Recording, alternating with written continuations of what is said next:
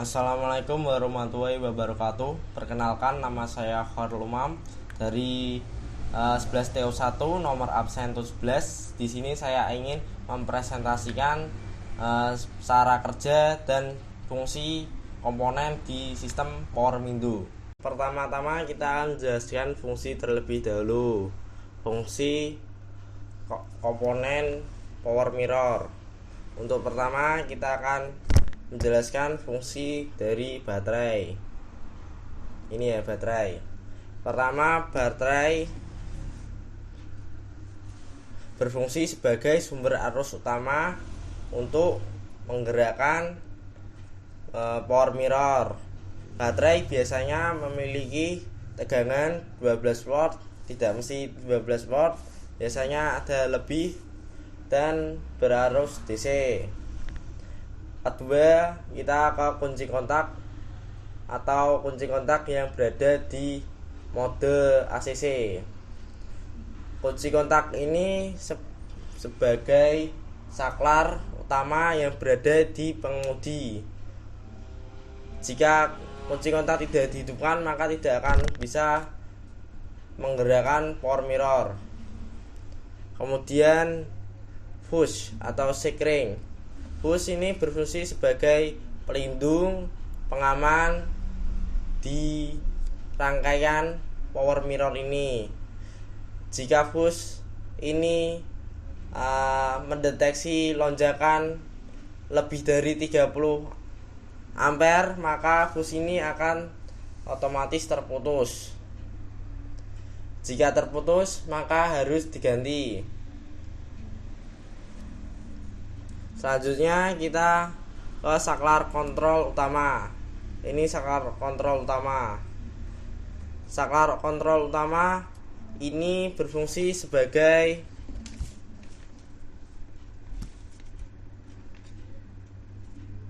mengatur posisi cermin spion yang kita mau berada. Saklar ini berada di bagian pengemudi. Dan ground ini berfungsi sebagai menghubungkan antar komponen dengan negatif baterai sehingga terjadi rangkaian tertutup.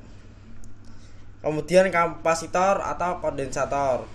Kapasitor atau kondensator ini berfungsi menyimpan energi listrik dalam sebuah medan listrik. Itu adalah fungsi dari komponen power mirror. Selanjutnya kita akan menjelaskan cara kerja power mirror. Oke, pertama kita akan mensimulasikan jika kita ingin menaikkan spion kanan. Oke, pertama dari baterai. Baterai sumber arus positif menuju ke kunci kontak yang sudah terhubung dalam posisi ACC, kemudian ke sekring sebagai pelindung atau pengaman sebuah rangkaian ini. Sekring ini menuju ke terminal naik. Kemudian terminal naik ini sebuah saklar ya. Saklar ini menuju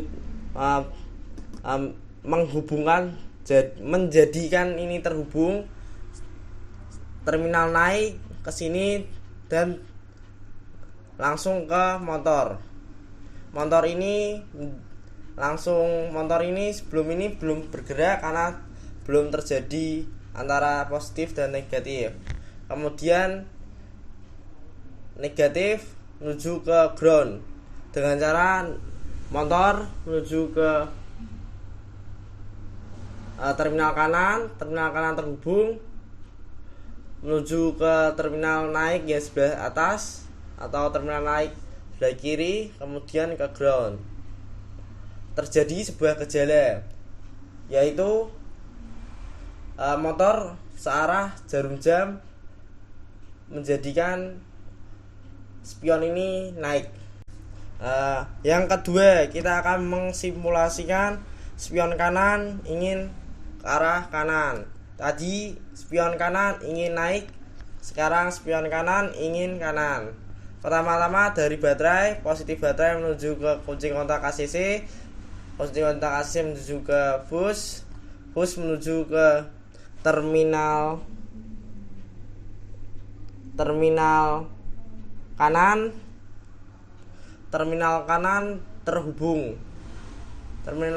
terhubung menuju ke terminal spion kanan. Ini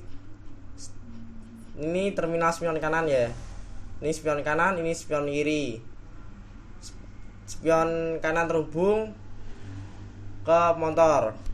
Seterusnya negatif menuju ke ground dengan cara motor ke terminal spion kanan terhubung, terminal spion kanan menuju ke saklar ini, terminal ini terhubung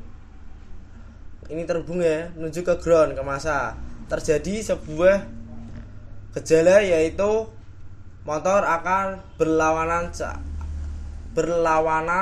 jarum jam, membuat spion ke kanan. Tadi spion naik, sekarang spion kanan. Sekarang ketiga yaitu spion kiri ingin ke kiri. Kita urutkan dari baterai menuju ke kontak ACC menuju ke fuse menuju ke terminal kiri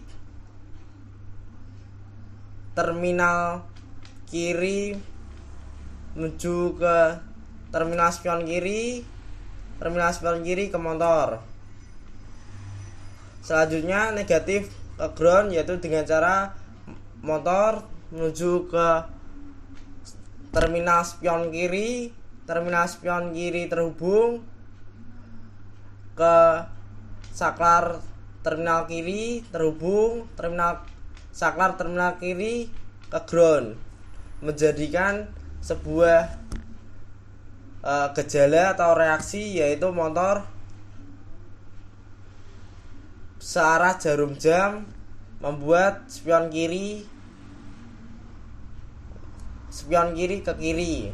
Keempat yaitu spion kiri ingin turun. Pertama dari baterai menuju ke kunci kontak ACC, kunci kontak fuse menuju ke terminal turun menuju ke saklar terhubung, ini menuju ke terminal spion kiri menuju ke motor ini. Motor ini belum terjadi gejala jika terhubungnya negatif.